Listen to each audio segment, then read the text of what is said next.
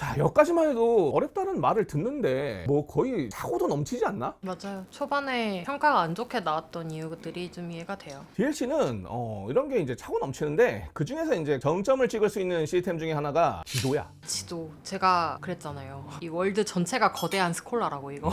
맞는 말이야. 엄밀히 따지면 다크소울 1 쪽에 좀 더 가깝긴 한데 이게 더 사악한 건 뭐냐면 지도의 형태 자체가 본편과 똑같다라는 게 문제야. 자, 엘든링의 본편 지도랑 DLC의 지도 스타일이 뭐 차이가 있어? 완전히 똑같잖아. 외형적으로 완전히 똑같은데 구조적으로는 완전히 다른 시스템이지. 본편할 때 그렇게 길을 찾아 헤매고 막 그렇게 비밀 출국 없어. 없죠? 본편은 지역과 지역을 잇는 게 매우 명확하게 형성돼 있어. 그리고 평지로 대부분 이어져 있기 때문에 지역에서 지역으로의 이동이 거의 그냥 내가 생각한 방향으로 달리다 보면은 매우 뭐 적은 경우를 제외하고는 기본적으로 이어져. 가끔 가다 보스가 막고 있는 케이스가 있긴 하지만 보스를 잡고 나면은 다음으로 이어지는 거는 되게 명확하고 그 와중에 길을 따라가게 되면은 지도란 새로운 지역으로 넘어가자마자 거의 바로 주어져. 그래서 항상 먼저 지도를 밝혀놓고 그 지역을 활용할 수 있게끔 구성이 돼 있었단 말이야. 그래서 이제 오픈월드로 만들다 보니까 지도도 이렇게 친절하게 주는구나 이런 얘기를 했던 것 같아요. 그렇다 보니까 이제 엘든링의 지도는 이런 거였고 이렇게 활용되어 있는 거였고 지형의 구성은 이렇게 돼 있는 거였어라는 형태의 각인이 본작 플레이하면서 충분히 돼 있단 말이야. 그래서 DLC 지역 넘어가가지고 지도 하나 열어가지고 오픈해봤는데 생긴 게 비슷하잖아. 그러면 사람은 당연히 이것도 엘든링이니까 당연히 본작의 지형 구조를 상상을 하고 그거에 맞게 행동을 하려고 하겠지. 그런데 이 지도를 열고 내 맘대로 되는 게 하나도 없지. 이놈의 게임은 내가 저기 옆을 가고자 할 때 그 막힌 데를 넘어설 수 있는 방법은 단 하나도 없어. 특히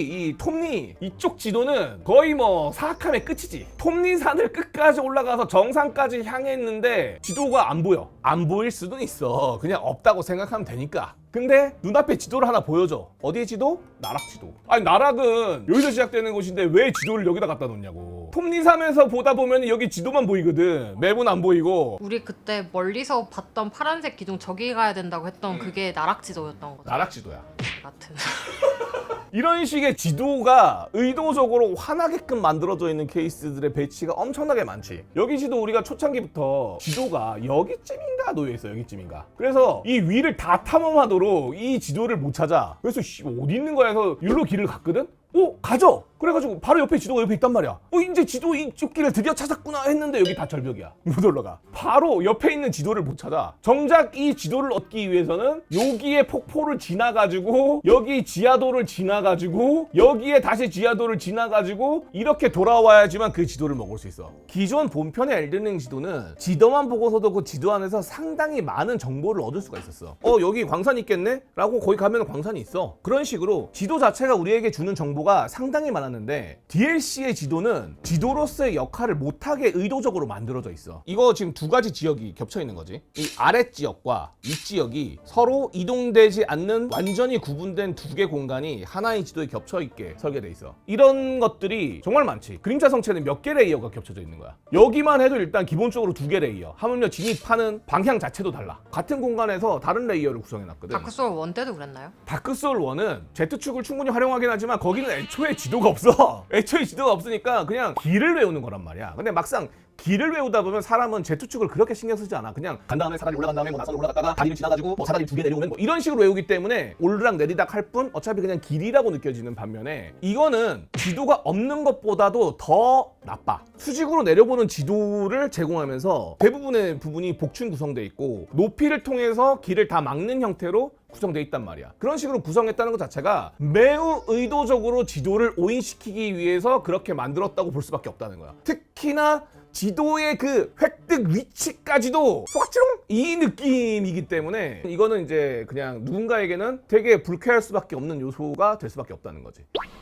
자, 이 모든 것들이 난이도 관련해가지고 이제 사람들이 화를 내는 요소들의 역할을 해. 근데 여기서 조금 더 어떤 차이가 또 존재한다라고 하면은 본편은 모든 사람이 동일한 조건에서 시작을 해. 모두 다 1레벨에서 아무것도 없는 상태에서 시작을 하잖아. 그리고 순차적으로 레벨업의 과정을 겪지. 진행 방향에 따라서 경험하는 게 좀 다를 수는 있어도 어쨌든 평균적인 유저들의 상황이라든가 이런 것들이 일관되게 관리될 수가 있어. 근데 DLC는 유저들의 조건이 동일하지가 않아. 기본적으로 안 그래도 동일하게 느끼지 못하는 영역이라든가 난이도를 오인시키는 파트 또 난이도를 어렵게 만드는 파트가 엄청 엄청나게 많이 존재하는데 스타트 포인트도 달라 사람마다. 우리는 1회차로 시작했지만 8회차로 시작한 사람은 아주 힘드셨을 것 같네. 이 앞부분에 겹쳐있는 이 난이도라는 부분을 훨씬 더 크게 느낄 수밖에 없었겠지. 그분들은 DLC 전용으로 다시 1회차 캐릭터를 키우면 몰라도 보통은 자기가 하던 거 그대로 이어서 하잖아. 그렇다 보니 고회차 사람들은 이런 어떤 악랄한 부분이 더더욱 힘들게 느껴졌겠지. 그리고 마지막으로 이제 우리가 엘든링 본편을 처음에 이제 1레벨로 탁 왔을 때 나는 이제 뭐 입은 것도 없고 가진 것도 없고 물약도 3개밖에 없고 자 이제 어떻게 해나가지? 이 마음가짐과 본편 해볼 때를 해봤어. 내가 지금 가지고 있는 장비 다 갖고 전회 다 가지고 있고 무기 다 갖고 강화도 다 해갔어. 그런 상태에서 DLC 지역이 딱 왔을 때랑 마음가짐이 어떻게 다를까? 그래도 DLC 지역을 갔을 때는 내가 어느 정도 비빌 언덕이 있다라는 생각으로. 그렇지. 본편에서는 가진 게 아무것도 없기 때문에 한없이 겸손하지. 나는 한 대만 맞고도 죽을 수도 있고 내가 지금 가진 건 없지만 이제 파밍을 하다 보면 난 강해질 거고 갑옷 하나 얻고 점점 강해지면서 이걸 순차적으로 이렇게 느낄 수 있는 건데 아니 본편에서 가장 세다는 뭐 방어구 다 입었고 무기도 최종 강화된 뭐 사기급 무기 들었고 다 갖고 있는데 팍팍 하고 맞고 죽어버리면은 그러면 이제 내가 갖고 있는 장비 중에서 뭘 이렇게 어쨌든 조합하거나 뭐 그럴 거 아니야. 그런데도 바뀌는 게 그렇게 없어. 픽픽 맞고 죽어. 아무것도 차라리 없을 때는 아 내가 뭔가 없어서 그런갑다 라는 생각을 하게 된다고. 그런데 가진 거 다 가진 상태에서 그 경험을 하게 되면은 어쩌라는 거야 라는 형태로 바뀌게 되거든. 왜냐면 나보다도 약한 사람들 내지는 나보다 덜 가진 사람들도 이곳에 왔을 거 아니야. 근데 나는 이미 엄청나게 그 사람들보다 세거든. 근데 그만큼 몬스터가 강해지잖아요. 그렇지. 그러니까 뭐 사실상 똑같은 거 아닌가? 그러니까 그거를 그렇게 논리적으로 생각하기가 쉽지가 않다라는 거지. 아 그런가? 나는 지금 풀강 장비를 하고 DLC 쫙 왔는데 나는 애기야, 나는 너무 약해 이렇게 생각하는 사람은 그렇게 많지 않아. 감정적으로 그럴 수 있다. 감정적으로 그렇다고. 옆 동네에서 왕이란 말이야. 왕을 8번이나 하고. 기본적으로 마음가짐이라는 게 내가 이 촌동네 한번 놀러와 봤다 라는 마음으로 이제 딱 온 거다 보니까 그러니까 가진 게 워낙 많을수록 그 안에서 여러 가지 선택을 해보게 된다는 거지. 외적 요소에서 뭔가를 찾기보다는. 미야자키가 진짜 악질이네요. 그런 유저들일수록 더욱 심한 좌절을 느낄 거 아닙니까? 별 준비 없이 온 사람보다. 맞아. 세계 최고의 악질 개발자네. 사랑합니다. 자, 여기까지가 기본적으로 엘든링 DLC가 어렵다라는 말을 듣는 이유야. 충분하고 차고도 넘치지 않습니까? 이 엘든링 DLC가 어렵다는 말을 안 들을 수 있는 요소는 없어. 그냥 어렵다라는 말을 듣고 욕을 먹는 것은 그냥 팩트야. 일명 망자라고 불리는 사람, 소울 좀 해봤다는 사람들도 방금에 내가 이야기한 부분들을 쉽게 벗어날 수 있는 사람들은 거의 없거든. 그렇기 때문에 전체적인 여론으로 이 게임의 DLC가 난이도가 지나치게 높다, 또 내지는 난이도를 주는 방식이 뭐 불쾌하다, 이런 부분들의 반응이 나오는 거는 어쩔 수 없다라는 거지. 그렇기 때문에 이 게임은 잘못 만들어졌고 쓰레기고 93점 말도 안 되고 미야자키가 감을 잃었고 뭐 이렇게 해서 그냥 결론 내버리면은 그것 나름대로 결론일 수도 있겠지. 그런데 나는 설마? 라는 생각이 드는 것도 사실이거든. 물론 내가 이제 프롬 소프트웨어를 좋아하는 사람이라서 조금 더 실드적인 느낌을 취할 수도 있긴 하겠지만 난 오히려 너무 노골적이고 의도적인 포인트가 많다 보니까 이거를 그냥 생각을 잘못했다, 잘못 만들었다 뭐 이런 식으로 치부하고 넘어가기에는 개운치 않다? 라는 생각이 들었어. 그렇다라고 하면은 만약 이것이 모두 다 의도적이었다면 왜 그렇게 만들었을까에 대해서 고민해 볼 필요가 있지 않을까라는 생각이 들었다는 거야. 조금 더 확신을 갖기 위해서 인터뷰라든가 이런 것들을 조금 찾아봤어. 난이도 관련해서 사전에 뭐 인터뷰한 부분도 있고 런칭 거의 직전에 인터뷰한 부분도 있고 그런 부분에서 이제 공통적으로 느껴지는 것은 프롬 소프트웨어, 특히 이제 미야자키 아저씨는 어렵다라는 것에 대해서 매우 소중하게 느낀다라는 생각이 일관적으로 들더라고. 모든 인터뷰에서 어려운 것을 극복하는 과정 그 자체가 되게 중요한 가치, 또 회사의 가치다라는 이야기를 여러 인터뷰에서 반복적으로 해. 어려워야 되고 그 어려움이 극복되었을 때 사람이 쾌감을 느끼는 거고, 이건 게임적 뿐만 아니라 현실도 상당히 어려운 일들을 많이 겪을 텐데 그 어려움이 자신의 노력에 의해서 극복될 수 있다라는 것들도 또 전달하고 싶고, 오히려 게임에서만큼 안전하게 그런 어려움을 겪을 수 있는, 그리고 그 어려움의 극복을 체감적으로 느낄 수 있는 매체도 없기 때문에 게임에서 그런 것들은 계속 추구되고 싶다라는 어떤 개발 철학, 또 회사의 철학을 가지고 있다란 말이지. 나를 죽이지 못하는 고통은 나를 강하게 만들 뿐. 그렇지. 약간 그쪽에 가까운 그런 어떤 개발 철학을 분명하게 가지고 있어. 그러니까 목적성을 분명하게 가지고 있는 사람이고, 그 사람이 대표로 있다 보니까 당연히 그 회사의 방향성도 그런 쪽으로 가겠지. 그런데 이 어렵다라는 말을 듣기 위한 게 얼마나 힘든 일인가라는 생각을 해봤어. 우리가 여러 가지 게임을 이야기하고 뭐 스텔라 블레이드 같은 게임을 이야기할 때도 맛있게 맵다라는 그런 표현들을 여러 개 하잖아. 근데 이 맵게 만드는 거, 그러니까 어렵게 만드는 것 자체도 구체적으로 생각해보면 상당히 어려운 일이라는 생각이 들어. 내가 다크 소울 3가 계속 이어지지 못하는 이유도 유저들은 계속 성장하기 때문이다라는 말을 했잖아. 내 캐릭터는 성장하고 초기화될 수 있겠지만 내가 가진 경험은 절대 초기화되지 않는단 말이지.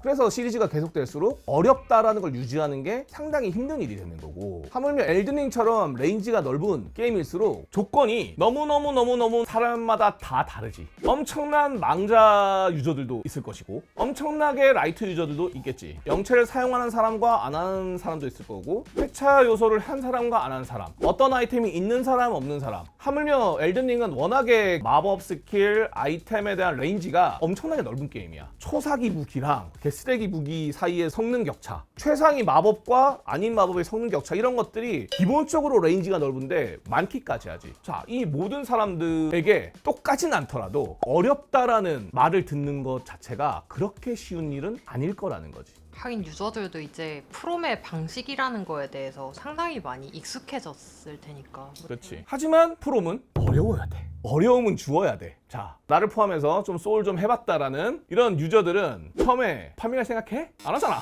그러면은 최단 루트가 어떻게 돼? 렐라나, 메스메르, 전갈, 라단. 최단 루트를 아주 가기 쉽게 짜놨지. 엘든링 본편은 아 정말 머나먼 여행이었죠. 루트를 알고 가도 엘든링 본편은 몇십 시간 이상 걸려. 그러다 보니까 그 과정에서 성장도 하고 적응도 하고 다 하면서 결과적으로 가지. DLC는 넓이에 비해서 메인으로 진행되는 루트가 너무 짧게 구성돼 있어. 좀 심하다 싶을 정도로. 전체적으로 넓이가 이 복층공원까지 생각하면은 또 그렇게까지 좁은 데는 아니거든. 그런데 이렇게까지 최단 동선으로 보스 직행? 뭐지? 라는 생각이 들 정도. 하물며 보스 직행 루트는 길도 너무 명확해. 다른 데로 빠질 필요도 없이 길로 그냥 표시돼 있다고. 자, 이렇게 가면은 무슨 일이 벌어질까? 파편 내가 볼 때는 한 2레벨 내지 한 3레벨? 사실상 이거 본편으로 치면은 옷 다 벗고 플레이하는 수준인데 딜도 제대로 안 들어갈 거야. 엄청나게 어렵겠지? 하지만 할 수는 있긴 해놨어. 왜냐? 소울은 인위적인 방식으로 뭔가를 강제로 막는 스타일의 게임은 아니란 말이지. 뭐 예를 들어서 그림자 파편 몇 레벨 이상 파밍 안 되면은 보스문 안 열리게 하면은 얼마나 쉬워. 그리고 그 생각도 했어요. 그림자 파편이 이미 높아진 사람들이 좀 어렵게 하고 싶어서 이 그림자 파편의 레벨을 낮추는 시스템을 넣었다면 그거 프롬식 아닌데? 이것도 좀 어색하지. 있으면 너무 좋을 것 같긴 하지만 프롬은 여태까지 그런 스타일을 취한 적이 없기 때문에 그렇게 안 하더라고. 맞아. 그러다 보니까 이런 노골적인 최단 루트는 매우 망자들에게 아주 선명하게 이 길이에요, 달려보시든가 라고 주어진 루트로 느껴져. 하지만 그냥 게임만 오래 하고 그렇게 나처럼 실력은 대단하지 않고 그냥 소울만 오래 했던 사람들은 당연히 이제 랄라나든 어딘가에 막히겠지. 그러니까 하려면 할 수는 있는데 엔간하면 그러지 마라라는 메시지를 계속 주는 거거든. 가오 시스템의 구조상 물약까지 사실상 봉인되는 수준으로 들어와 버리기 때문에 난이도가 진짜 미쳐 날뛴단 말이야. 근데 여기서 우리는 엘든링 본편을 해봤잖아. 렐라나 딱 만나자마자 이거 멀키트네? 파밍하고 오면은 되겠네? 아, 파밍하라, 막아놓은 보스구나. 바로 이제 멀키트를 상상했단 말이야. 그러면 근데 그게 그대로 만약 이어지면 내가 딴 데로 이제 쉽게 막 돌아다니면서 파밍을 이제 마음껏 이제 할 수 있는, 엘든링 본편처럼 마음껏 할 수 있으면 본편이랑 똑같지. 하지만 그런 수준에 있는 나라는 사람한테도 새로운 시련을 주어야 될 거 아니야. 자, 새로운 시련 뭘 줬지? 지도. 지도를 줬지. 원래 본편에서는 알았어요. 막 가지 말라는데 안 갈게요. 착한 망자가 될게 하면서 이제 파밍 하려 그러면은 이제 쉽게 할 수 있었단 말이야. 자, 그거는 본편까지의 어려움이고요. 그때는 시행착오 한 번이면 됐지만 이제는 이제 그거보다 한 차원 높은 어려움을 들여야 이게 어려움을 극복하는데 의미가 있지 않겠습니까? 라는 느낌으로 멀키트 역할을 하는 친구가 아까 말한 대로 세 개의 친구가 있게 되는 거지. 사실 지도나 길 찾기 어려운 것도 프롬의 유산이긴 하잖아요. 그치. 뭐 어디서 한 번도 하지도 않았던 거 가져온 건 아니잖아. 시작할 때부터 여기는 왜 이렇게 길을 모르겠지? 라는 느낌을 초반부터 받기는 했어요. 이게 그냥 길 찾기 어렵다 정도가 아니고 그 스콜라 얘기도 했었잖아요. 안개숲에서 전혀 보이지도 않는데 계속 헤매고 다니는 게 그때 우리 절벽 밑에서도 계속 그랬었고, 근데 문제는 이게 하면서 우리 보스 트라이 시간이 오래되면 오래될수록 하나씩 익혀가는 맛이 있고 요령이 생기고 점점점 나아지잖아요. 그러면서 이거에 약간 중독되는 건데 길 찾기에서도 그런 걸 느꼈어. 그렇지. 소울유를 진행할 때 핫도뿔이나 어떤 쇼컷을 찾았을 때 느껴지는 쾌감이라는 게 엄청나게 커. 반복적으로 계속 죽으면서 여기 어딘지 모르고 지도도 없고 막 이런 상황에서 막막하다가 드디어 힘들게 쇼컷을 찾아냈어. 문을 탁 여는데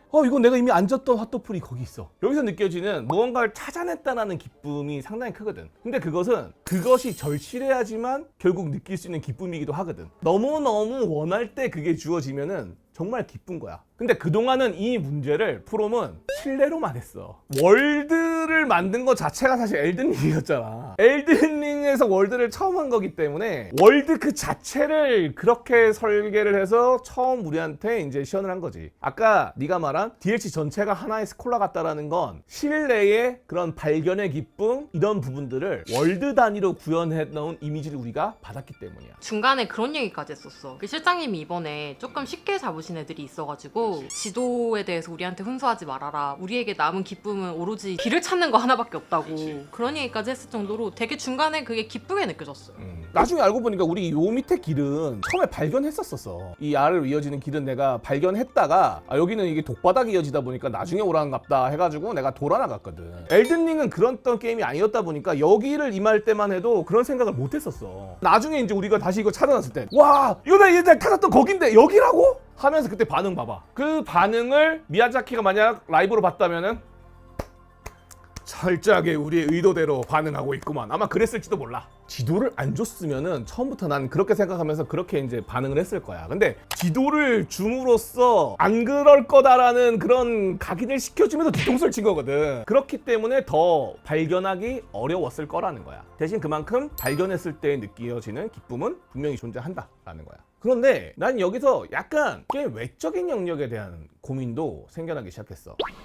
게임을 어렵다라는 걸 유지하는 게 옛날과 지금은 너무나 달라졌어. 내가 예전에 뭐 여러 번 아마 에피소드로 소개했을 거야. 드래곤퀘스트 4 할 때 비공정을 타고 돌아다니는데 진행이 막혔어. 이 월드에 존재하는 모든 NPC들한테 말을 걸고 다녔는데도 다 똑같은 말밖에 안 해. 도저히 어떻게 뭘 더 해야 진행되는지 모르겠어. 그래서 내가 드래곤퀘스트 4의 모든 셀을 다 조사하고 다녔어. 조사할 수 있는 모든 셀을 다 조사하고 다니다가 내가 이미 클리어한 던전에 이미 열려있는 상자를 한 번 더 조사하니까 비밀문이 열렸어. 물론 일본어 안에서는 힌트를 줬겠지. 근데 난 일본어를 모르니까 물어볼 데가 없었어. 내 친구들 중에 드래곤퀘스트 4 한 애가 어딨어. 그리고 잡지? 게임 잡지에서 4막까지 공략해놓은 다음에 마지막이 5막은 여러분들의 모험에 맡깁니다. 아니 5막부터가 비공정 타면서 모든 월드를 다 돌아다닐 수 있는데 갑자기 나한테 맡긴다고? 그러니까 잡지랑 주변의 인맥을 빼면은 애초에 뭔가 막혔을 때 정보를 얻을 방법 자체가 없었어. 그러다 보니까 이 어려움이라는 걸 유지하는 게 매우 용이하던 시대였지. 하지만 요즘은 어때? 요즘은 뭐 첫날 다 올라오죠.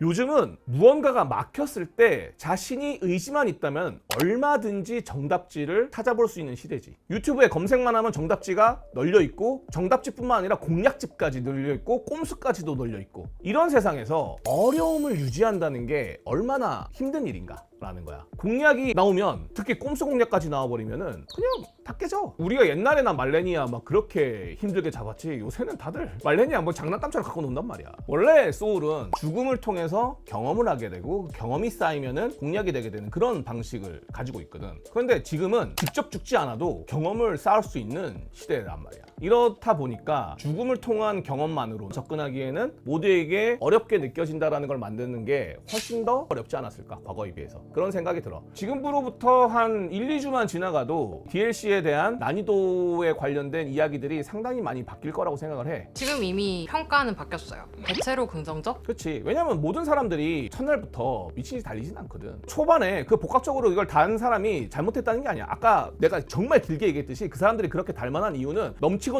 흐를 정도로 많이 이 게임에 악의적으로 들어가 있어. 하지만 프롬은 원래 그런 걸 만드는 회사고 또 미야자키는 그런 것들을 추구하는 사람이고 하물며 유효기간이 정말 짧은 어려움이잖아. 그거는 사실 어렵게 만들고 싶은 사람 입장에서는 어떻게 보면 허무하게 느껴질 수도 있어. 그럼에도 불구하고 일관성 있게 한결같이 그 어려움을 추구하면서 계속 만들어 나간다라는 거거든. 모든 개발자가 항상 매출 평가 이런 거에만 집중하고 그게 절대가치가 아닐 수 있는 거 아니야. 벌면 좋긴 하겠지만 어쨌든 나는 게임을 만드는 데 있어서 어떤 방향성과 나만의 철학이 있고 그 메시지를 전달하고 싶다 있다. 뭐 그걸 원하는 어떤 개발자들도 있을 것이고, 그렇다라고 하면은 일부 이런 부분들을 감수하고서라도 자신의 의지를 게임에 담았다라고 하면은 그것 자체는 나는 그럴 수 있다라고 생각은 들어. 더 많은 유저들, 더 라이트한 유저들, 더 많은 대중성을 위해서 난이도를 낮추는 게임들은 많이 나왔지. 그렇게 실제로 대중성에 성공을 하고 스텔라 블레이드 같은 경우도 상당히 많은 유저들한테 좋은 평가를 받았고, 피해 거짓도 라이트하게 바꿈으로 인해서 많은 호응을 얻긴 했지만, 이런 게 약간 일반적인 시대에서 오히려 위쪽을 향해서 더 올라가는 선택은 아마 쉽지 않은 선택이지 않았을까. 엘든링이 너무 많이 팔리니까 이번에 DLC도 많이 팔아야겠다는 생각에 조금 접근성이 높게 만들 수도 있잖아요. 근데 안 그런 것 같아서 저는 솔직히 너무 좋았거든요. 실제로 인터뷰를 보면은 대중적으로 만들기 위해서는 난이도를 낮추는 선택을 하는 게 옳다는 거는 알고 있다. 하지만 우리는 그런 게임 만드는 회사는 아니다 라고 분명히 본인의 아이덴티티를 가지고 있는 인터뷰 발언도 있거든. 근데 이것도 물론 어느 정도 벌리고 있고 이제 먹고 사는데 지장은 없어, 이제 이런 선택도 할 수 있는데, 설사 그렇다 한들 막상 그 상황에 놓였을 때 덜 벌더라도 내지는 욕먹더라도 그럼에도 불구하고 자신의 어떤 철학을 계속 유지할 수 있는 또 회사나 개발사는 얼마나 될까라고 생각해 보면은 그것도 정말 쉽지 않은 영역이긴 했을 거야. 미야자키의 이 시도는 과연 가치 있는 시도였을까? 이건 뭐 사람마다 어떻게 생각하고 또 어떻게 판단하는지에 따라서 뭐 다를 수 있다고 생각해. 그래서 그거는 내가 잘했냐 못했냐를 평가하진 않겠는데,